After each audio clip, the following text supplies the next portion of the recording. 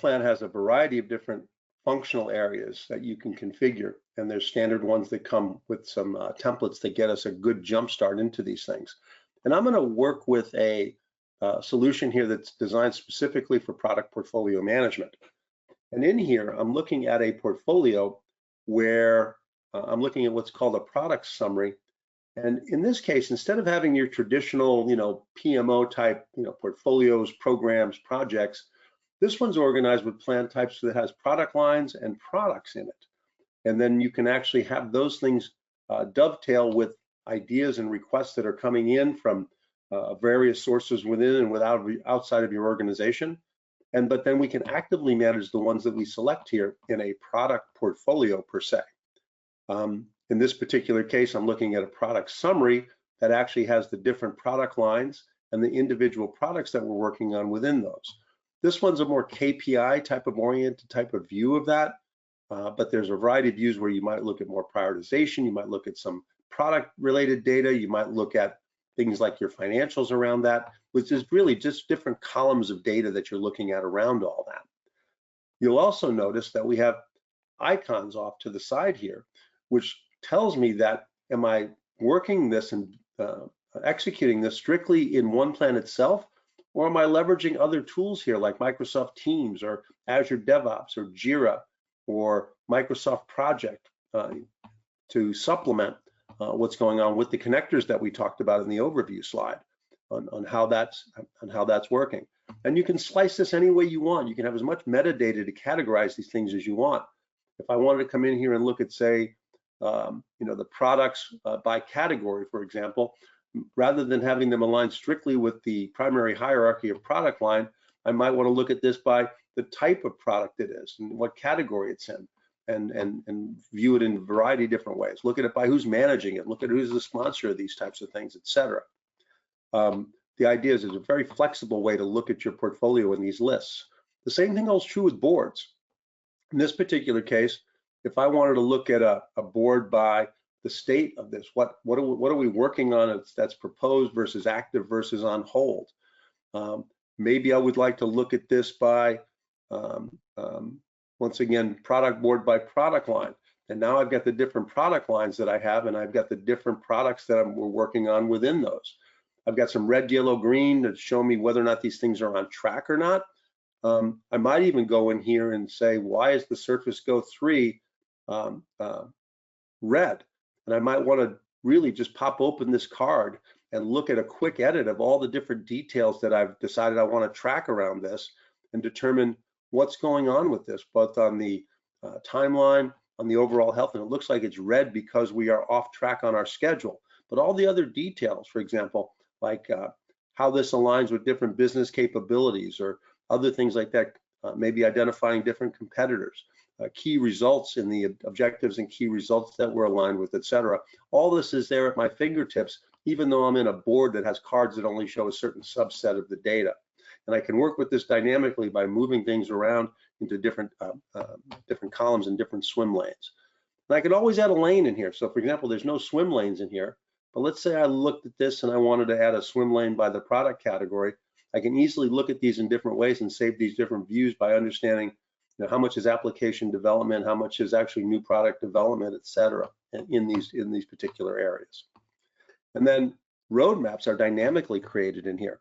So we can look in here and see a roadmap. Let's say, let me look at a roadmap by product line. And so now the swim lanes are the different product lines. The bars are the actual timelines of these particular product development efforts that we have.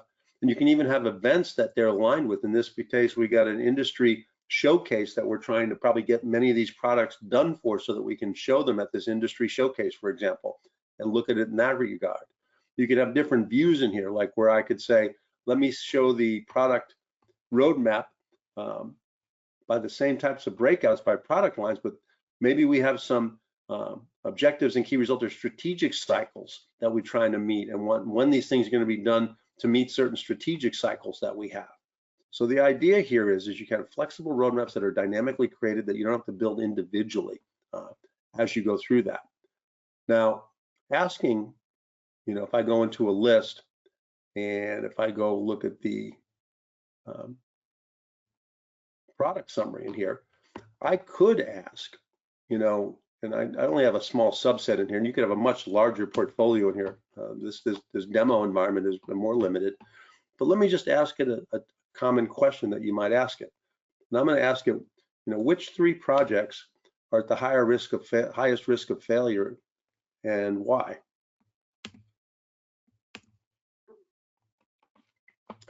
And as I ask it this, it's going to take a little bit of time to think. It's not only looking at its own knowledge base of what it knows, but it's actually leveraging dynamically, real time, the data that it has access to here in the views that you're looking at within OnePlan.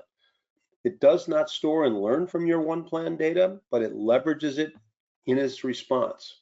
So as I look at this here now, I can see that it says the Xbox products is at risk in both overall health and in effort. There also appears to be significant effort-related problems as it puts it comparatively at high risk. So it's giving us its assessment based upon some of its indicators as well as some other factors in justifying that. So once again, giving us some analysis that it may take us more on the human side in order to interpret that type of thing. So let me drill into a particular project. So if I drill into the Xbox Next Gen product, and I go into the details page. The details page can be configured to show whatever it is that you'd like it to show around the associated items in here. So for example, in this particular case, the data and metadata that you might want to slice, group, and summarize by, you can determine what those elements are. Here I've got business unit and category and goals and etc. You might have a product vision and a canvas for that type of information that you want to have, where we have vision, mission, and some SWOT analysis, right? You might have a prioritization scheme to get a prioritization score for this, what the timeline is and what that currently stands, what the financials and how those are doing, our overall health, the personas that are involved, and the business competitors that we might have in this marketplace, and the business capabilities that we might be aligned with, the key results in the strategic plan that we're aligned with, etc. So the idea is all the different ways that these things are aligned is here for us to look at. We also have the ability to do work plans. So as I look at this product, we have, just like I had plan types at the portfolio level, I've got work types in here. For example, I would go and look in here and say, our waterfall schedule, if we were doing a more waterfall approach, is in here in this, what we call a schedule work type. You can also have the ability to, even though this one isn't, you could align this with other planning tools. This one we enabled Microsoft Project, but we could also do the same thing with things like Smartsheet and Monday.com, for example. There's a backlog for the more agile approach that we were promoting in the slides. And here we could be doing more, maybe features and user stories that align with the product as we see fit.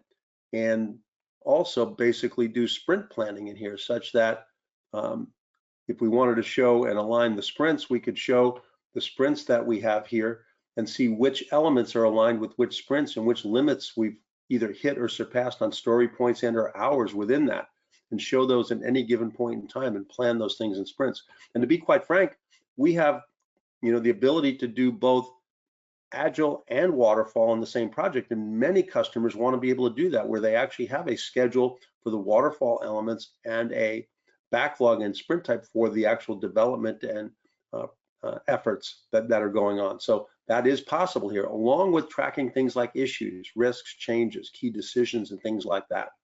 So the work planning capability is very robust. And in the backlog, we can also connect agile tools like an Azure DevOps or a Jira and leverage the data that you're using in there to basically populate this from the other tools that you may already be using.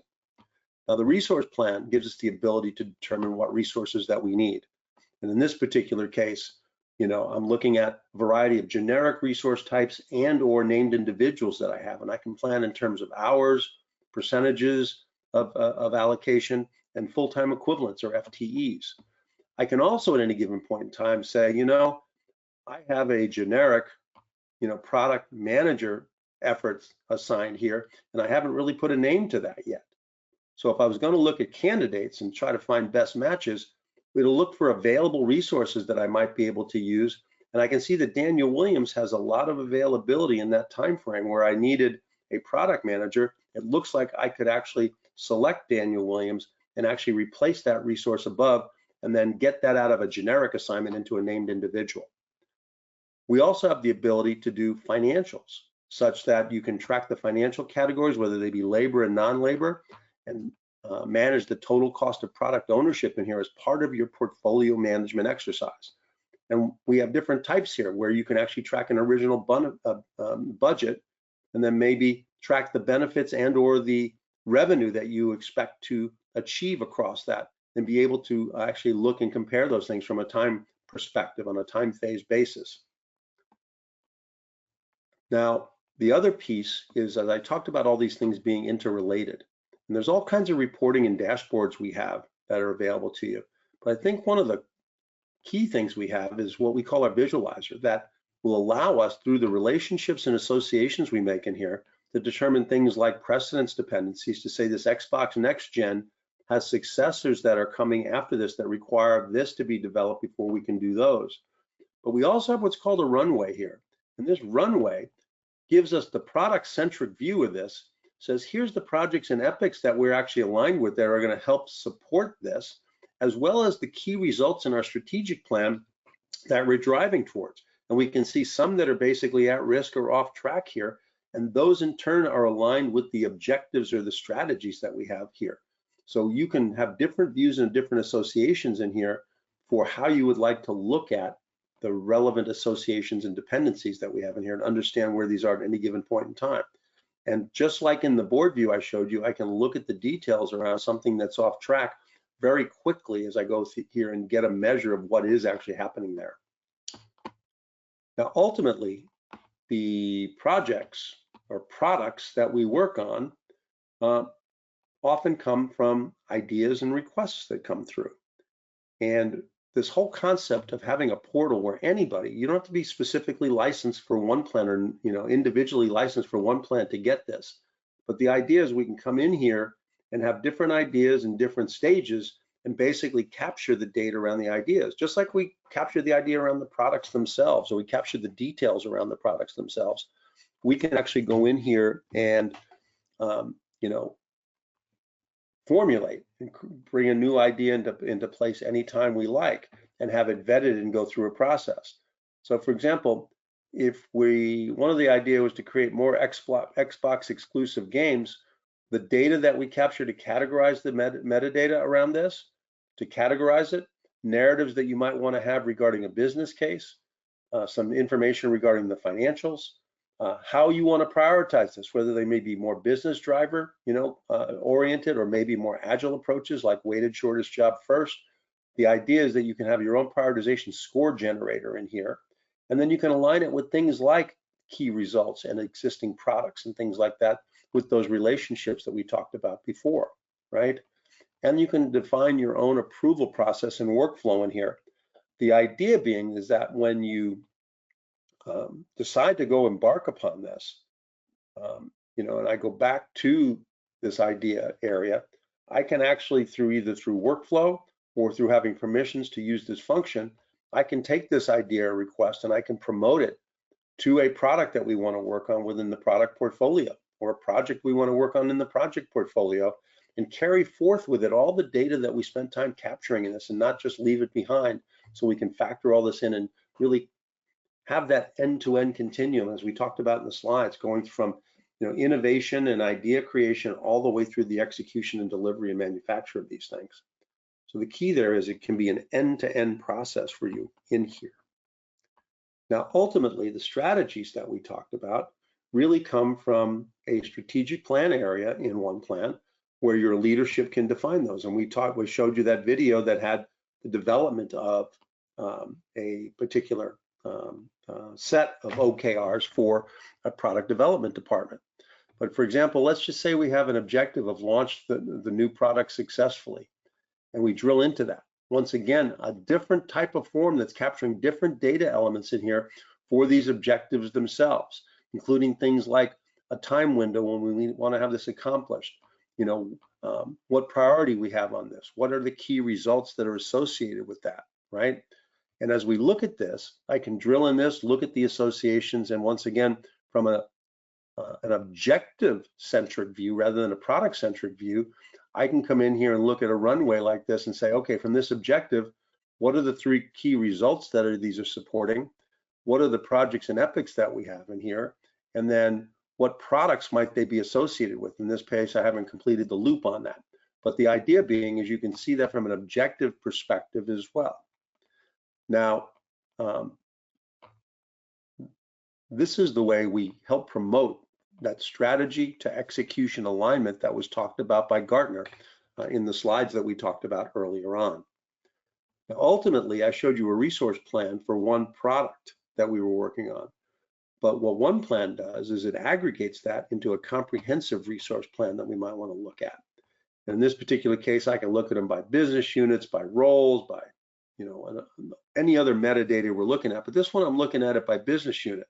And if I expand out the product development area and I look, for example, at, say, Jack Barker, I can see where he is overloaded, right? I can see if I change this to, say, an FTE view, I can say in some places I got him more than 2 times allocated in any given month. I would submit to you that if I had this available to me all the time, I wouldn't over allocate him to that degree at any given point in time. But for this demo purpose, I'm going to try and find a replacement for him on the server upgrades like I did on the individual project. Now it's looking at everything. And as I look at best matches, I can see that I might, within this time frame, it looks like Richard Hendricks probably has the most availability in there. And once again, I could replace Jack with Richard Hendricks. Conversely, I could come in here and I could look at things like the developer or engineer types of resources and see what's still assigned generically like I did before and replace these generics and get names actually tagged to these things as we go through. So once again, overall resource management is something that's accomplishable within here. Now, we talked about the importance of being responsive and adapting to change, and this is where a modeler comes in. This modeler will allow us to set up individual models with active and potential things that we want to work on. In this case, I've got 10 different products that I'm considering. And as I go into that, it looks like if I, try to do all these things, for example, I may not have the resources in all these areas. I still have some red in here to be able to accomplish. So I may choose to go get some more resources, or I can try to optimize some of this. For example, I might put a scenario in place, say, well, what if I only have a $58 million budget? And that $58 million budget, as I select and deselect things to fit within an overall financial frame, it gets me a plan total in here of what's actively selected of under $58 million, right? And as I come and do that, I might decide I might have another alternative I might want to look at where this one gets me 7 of these products embarked upon. What if I could get another $10 million? I could actually do 9 out of the 10 that fit within that budget constraint. And as I want to look at this and look at these alternatives, I may want to take a look at this and say, all right, what is the difference between these alternatives? What does this $68 million budget and $58 million budget going to require? Well, I would say this at an outset. It says for that additional $10 million in spend, I could achieve an additional $13.3 million in benefit and or revenue. Might be worth it for us to go pursue that additional funding because there is some incremental benefit to us to do that. I might even want to look at the details, for example, here of the 58 versus the $68 million budget and see, for example, what's in and what's out and what priority relative it is on all those different things that we're looking at. We could also look at things like a traditional bubble chart that you often see in portfolio management and see what was selected in this $68 million and actually look at what wasn't selected and see based on budget and prioritization scores, should we have reconsidered that gray one as we go through? Or if I want to look at this from the $58 million budget, obviously, if we look at the gray, there's more that's unselected and there's things that are lower priority and not high benefit, that looks like we may have selected the right things not to do as we go through here. But the other thing to look at is our visualizer can also be used in a different way, such that it can tell us of the things we selected, are there predecessors and successors we need to consider, and should we reconsider based upon the dependencies themselves and or the runway as it exists today. So once again, another valuable way to use that visualizer capabilities. We talked about things like my work and a timesheet, such that people can report against what it is they're assigned to across all work, whether they're backlog items or tasks or whatever it might be, as well as a time reporting mechanism such that they can report on those things as we see fit.